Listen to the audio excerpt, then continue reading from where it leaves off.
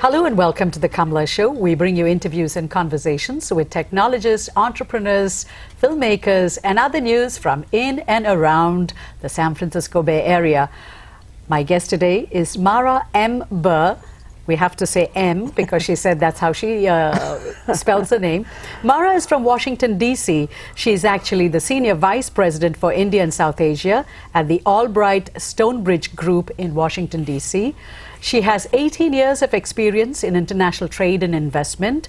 From 2004 to 2010, she served as the Deputy Assistant of U.S. Trade for Environment and Natural Resources. And prior to that, she practiced law. So welcome to San Francisco Bay Area, Mara. Thank you. It's nice to be here. What brings you here?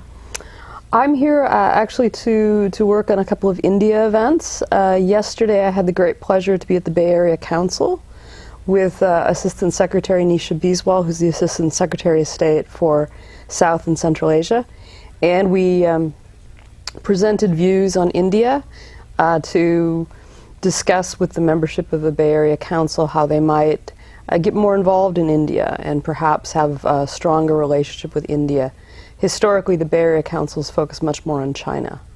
Okay. Can you give us an elevator pitch of what is it that you said about India to the Bay Area Council? Sure. I think our view is that the Modi government has ushered in a new and exciting set of reforms. The reforms have yet to be completely implemented, but it is an exciting time. I think for most folks that are interested in India and invested in India, it's a time of change and great promise.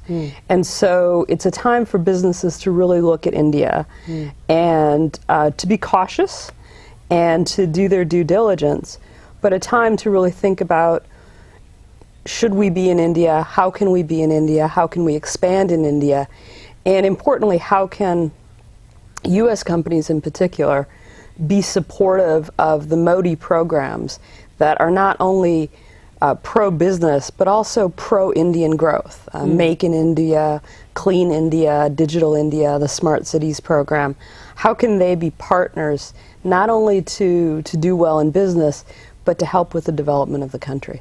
Okay, so Prime Minister Modi came to power in 2014, and it's been a year since he came. U.S.-India relationship, there's a lot of symbolism. You know, it's always couched in symbolism. Sure. You know, big democracy, largest democracy, oldest democracy. But in reality, what is happening on ground? Because even what Prime Minister Modi has announced, Digital India, Swachh Bharat or Clean India, and all the other promises that he has made, have things come to fruition? Do you see any movement, or is it just symbolism? I think it's more than symbolism, but it's too early to know whether these things are going to become a reality. I think Prime Minister Modi is a very dynamic and impressive leader who has a great vision for India. But India is an unwieldy democracy. It's a difficult place to get things done.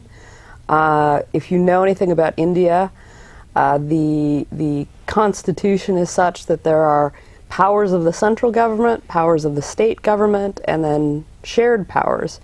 And so it's not in Prime Minister Modi's power just to wave a magic wand and bring all the reforms into place. He has to go through the parliament, and in some cases has to persuade the state government leaders, the chief ministers, the chief secretaries, to implement many of these reforms. So it's a difficult task to do all of the things that he's set out to do, but I do believe he has the ability to bring many of them to fruition. I think a year is too soon to pass judgment, because I think things take longer in India. I know Americans, by and large, like things to happen very quickly, but that's not the way the process moves in India. So fast forward a year from now, you know, Prime Minister Modi, imagine, has control of both the houses of the parliament. What changes do you imagine will happen in subsidy and price controlled Indian farm market, which is something that you have, I think, lot of knowledge of and have probably dealt with in your previous avatars. Yes. The Indian government has already made some progress on reducing subsidies or eliminating subsidies. So I think that may continue as long as there's not a lot of political pushback. I think with respect to the agricultural issues, those are always very difficult politically in India. And there's a balance that has to take place between wanting to ensure subsistence farmers and people in the chain in agriculture, in the chain from farm to market, have the ability to make a living and feed their families. So, and also to address the corruption issues. So I think it's a difficult political slog for Prime Minister Modi, but I do believe that he's committed to do it. And one of my colleagues was telling me that at the highest levels in the Indian government, he has been successful, Prime Minister Modi's been successful in really tamping down corruption and introducing more transparency in the process. So I think it's a good first year, but we'll see what happens in year two. I would be foolish to make you any guarantees because there are too many things that can happen. But I'm quite optimistic that reforms will start, and once there's success, that will bring about more success. And I think as the Indian population, as the Indian consumers see their lives begin to improve, they will be more supportive of the reforms. How is the farm subsidy in India different from the farm subsidy to American farmers here? And also corruption, when you talk of corruption, when America was a young democracy, there was quite a lot of corruption. So it's a two-part question. One is on farm subsidy and the second is on corruption. And then you had muckrackers in this country come you know, set the system right. Well, I would be also foolish to tell you I understood the farm subsidy system in the United States. But doesn't it kind of seem logical to ask that question? Sure. I think our system is different. There weren't the direct payments and things like that on par with the Indian system, where you actually had subsidies for the inputs. I think we had more subsidies for the outputs and to help price supports and things like that. So sometimes the outputs are controlled. Yeah, but I don't profess to be an expert on that. I think with respect to the U.S. agricultural system, there has been a big push over the years to move our subsidies to green-based subsidies. So the more eco-friendly, the more green a farmer was, they could attract subsidies consistent with the World Trade Organization rules on subsidies, where it didn't deal with production or pricing issues, so it didn't give them an advantage in the international market. In the Indian system, I don't think anyone would argue it's very efficient, and it is rife with corruption. I think every society has had to deal with corruption. The United States, the United Kingdom, India. The question is, how has the development taken place in a way that's helped to eliminate corruption? And I think with increased transparency and more accountability, you see that corruption tends to recede. And I think that's what Prime Minister Modi's doing quite effectively. But it takes time, and you're changing a culture that has been very tolerant of it. I think in many cases, the culture in the United States has been very intolerant of corruption and very outraged when corruption is uncovered. And it isn't something that is easily accepted by society. But that's not to say it doesn't exist, because we all know that it does. As part of a strategic consulting group, Albright Stonebridge, you obviously see, and your company obviously sees, that there's something to be done in India. There are opportunities. Where do you think are the opportunities in India? If somebody was a business person here, say the Pacific Council, the San Francisco Council that you talked to, what are the opportunities in India that we don't see? Well, I think there are many opportunities in India. I think there's interesting parallels between what California faces right now during the drought and what India faces.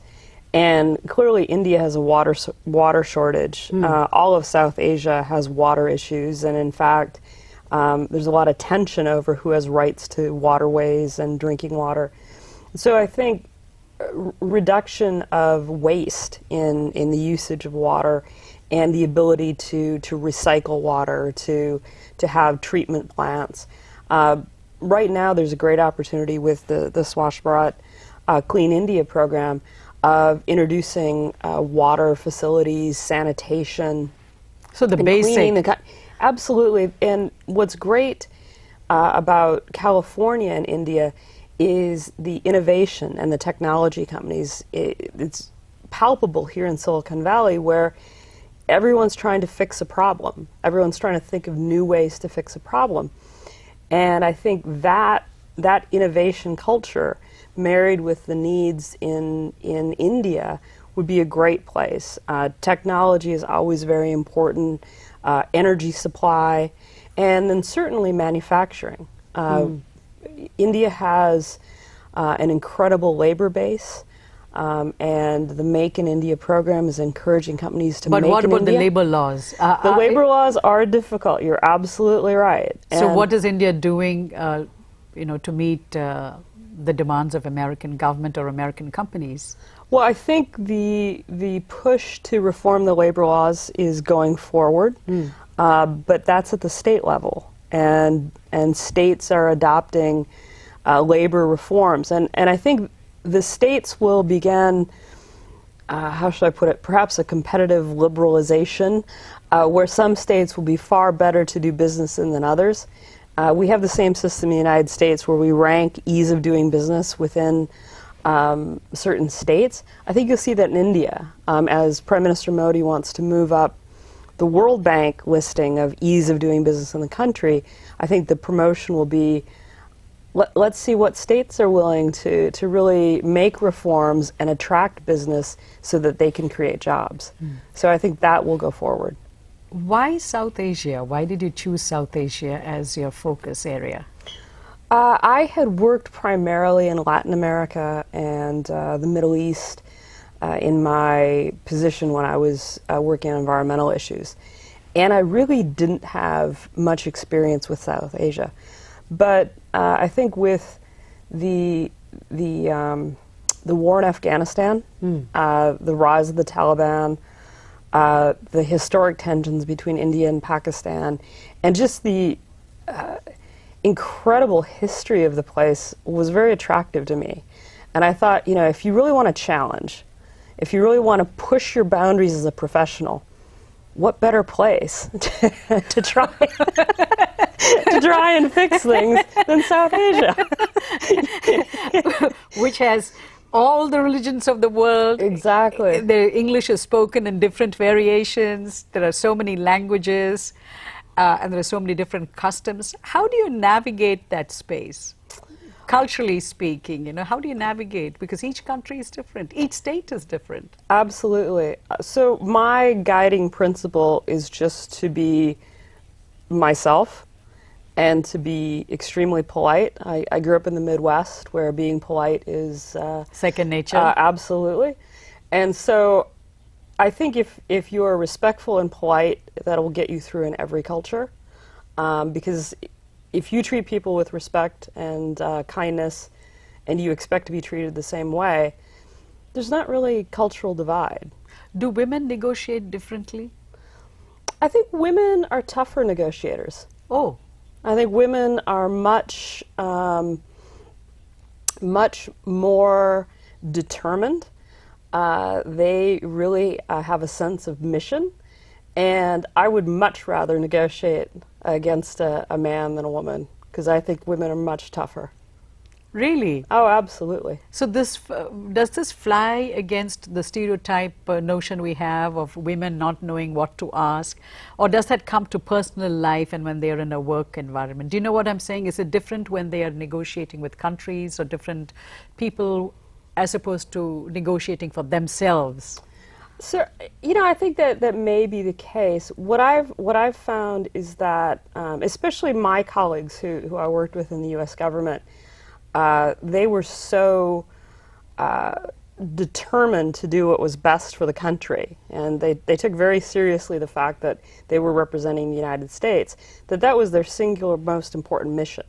And so there was a sense that what I'm doing is very important, and I want to do it the best way I can, and I'm sitting behind the flag of my country, and I'm very proud of that. I think you develop over time a sense of, I know who I am, I know what I'm worth, and I can negotiate for myself. But I think we need to do a better job in the United States and in other countries as well to teach young women and girls that from the very beginning. Because I think sometimes in our society we send very contradictory messages to young girls. You know, that they shouldn't be assertive. You know, that's viewed as aggressive. They should be more laid back. They shouldn't, you know, be competitive. I think that's going away in the United States, but I think that culturally in some parts of the world, and especially South Asia, that is sort of part of the culture, that the girls are a little quieter, a little less assertive or aggressive, and that's expected. But I think that has sent the wrong message. I think it's really important now that we tell young girls and young women, you have to fight for your position, you have to argue effectively, you have to stand up for yourself, and if you want to be able to achieve great things, you're going to have an inner strength to do that. Were you always like that as a child? I was. Yeah. Was it because of your parents? My parents were very much of the opinion that I should go do what everyone else. If someone else plays basketball, then you can play basketball. If someone plays football, you can play football. If they want to play baseball, you should play. So it was always. They were very open. Very much. There was very much. I was an only child, so you know I had the father and the mother influence. So they both wanted me to be everything I could be. So I never experienced any limits on how I should be because I was a girl. It was go do great things. What did your parents do? My mom worked as an accountant bookkeeper at the school district, and my dad had his own well drilling business, so water well drilling business in Minnesota. So you had two professional parents. Absolutely. And they understood the value of being independent. Absolutely. It was very important to them. Who were some people or mentors that influenced you as you went from Minnesota to DC and became a lawyer in international trade and eventually became a civil servant, and now you're with Madeleine Albright's company? Absolutely. Who are some of the mentors? I've had so many great mentors. My first real mentor was my sixth grade teacher who basically was one of the toughest teachers I had, but really was able to be very clear that you have to be the best, and she would tolerate nothing less. And she was actually quite scary at the time. But a few years back, my high school gave me an award, and they said, "Who would you like to introduce you?" And I said, "It has to be Marilyn McCollar." So she drove all the way from South Dakota to Minnesota to come and be part of the ceremony. But I had so many. I had great professors in law school. One of my great mentors and someone I really look up to is Robert Zoellick, who was the U.S. Trade Representative and the Deputy Secretary of State, who is just a great example of trying to think new ways to do things and So make the world better. Did you shadow him? When you say try to make new things, were you privy to his train of thoughts? Yes. So I worked for 3 years at the Humane Society of the United States on conservation and animal protection, and we worked quite closely with Bob Zoellick and the U.S. Trade Representative on conservation issues. That's how I got to know him. And he shared his vision with us and how we could work together. And that was one of the reasons I went to government, because I saw this great opportunity to make a difference in government on both environmental issues and conservation issues, but also in development and helping developing countries find ways to do innovative things to deal with environmental issues. When you were growing up in Minnesota, what did you think you would become? Well, I was having this conversation a couple days ago in my high school blurb when you graduate. You know, your yearbook. hometown paper. Well, ours was our hometown paper. It said, you know, it asked you a few things. You know, where are you going to college? What do you want to do? And the last one was, you know, what do you think you'll be doing in, I don't know, they said 25 years, I think. And I said I'd be the Secretary of State. Oh, So, because quite clearly I had, you know, a great deal of modesty. it's not a question of a great deal of modesty. I was wondering when you were growing up who the Secretary of State was that inspired you. Who was the president that inspired you to think that way? I actually was very inspired growing up by Ronald Reagan. Okay. And I was very inspired by the foreign policy at the time. The Cold War was really scary, but how do you navigate the Cold War? I remember vividly the Iran crisis and the hostages, and so these were, you know, to me as a Schultz was the foreign secretary, right? George Shultz was. Caspar Weinberger? He was Secretary of Defense. Defense, okay. Yep. I'm trying to Trying to go back. remember, Yeah, yes, trying to yes, remember. yes. Yeah, that was a very interesting time. A very interesting time. James Baker Yes. was an incredible Secretary of State. So I think there were a lot of people that really inspired me. I was very inspired by Sandra Day O'Connor when she became the first woman justice on the Supreme Court. So for me, I think dealing with what was an incredible array of issues in foreign policy really got my attention, and I was always interested in history and cultures and language. And So why did you do law then? because for me, I thought law was one of the most interesting professions. And then why trade?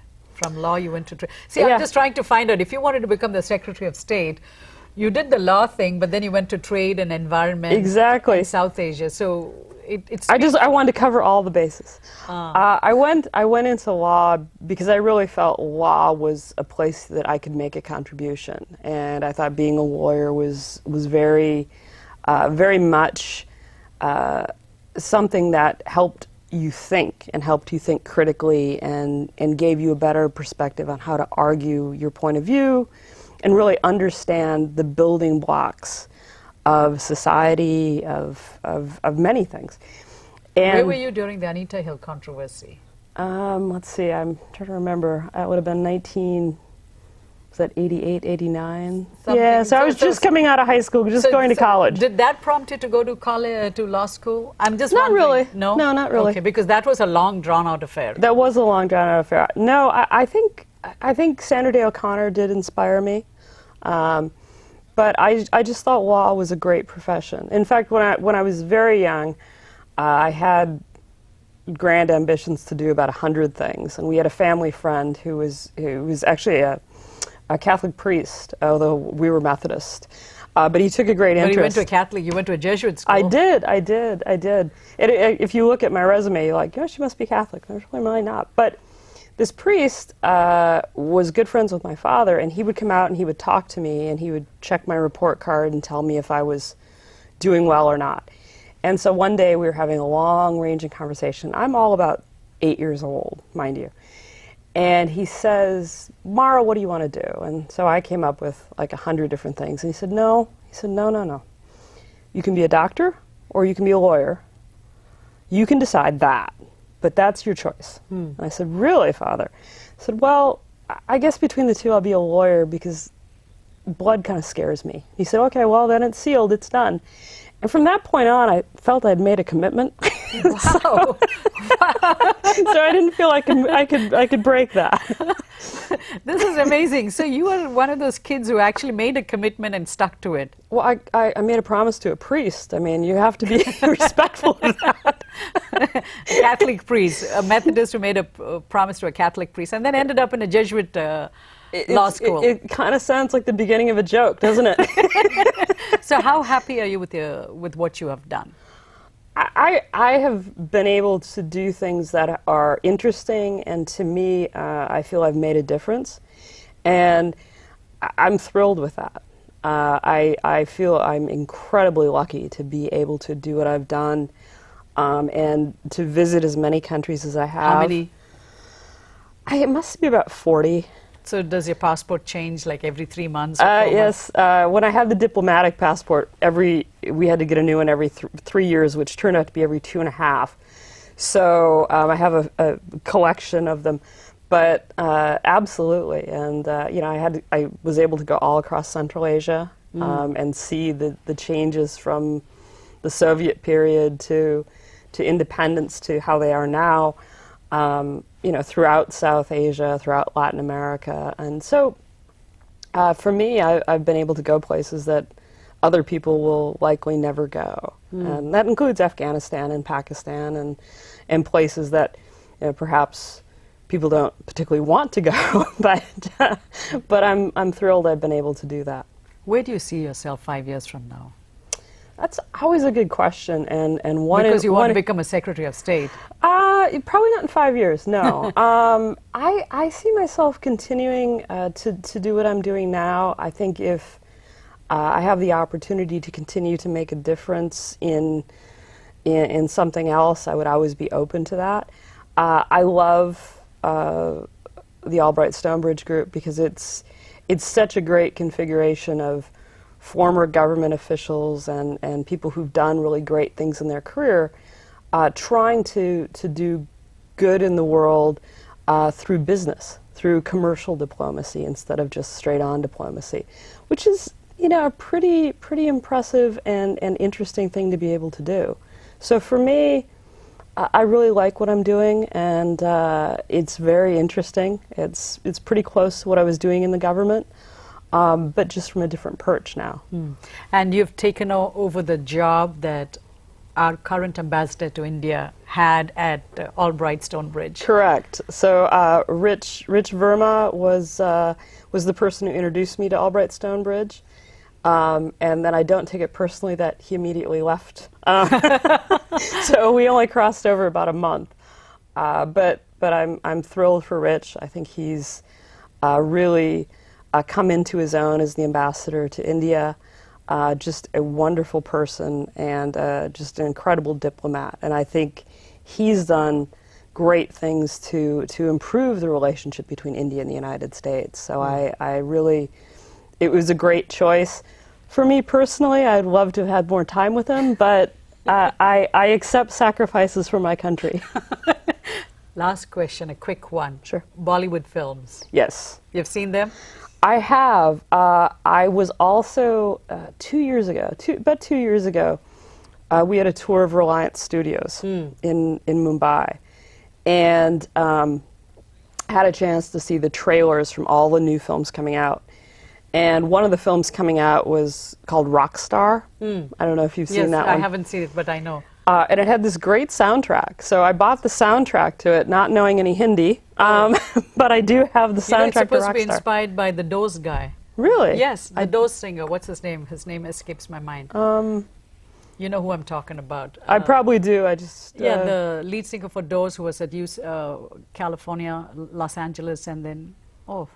it'll come to me. After we finish the interview, it'll come to me. I'm sure we'll probably think of it at the same time. Mara, it was a pleasure to speak to you. And even though you are still in the middle of your career, you're working for somebody who was Secretary of State. Absolutely. For a company. So that was pretty close. That was pretty close. And, you still have a lot of years left. So we never know. Who knows, one day she may become the Secretary of State and we may get to interview her. And if you missed any of our interviews, you can watch them on YouTube. We'll be back next week with another interview. Until then, thank you for watching and thank you, Mara, for stopping by.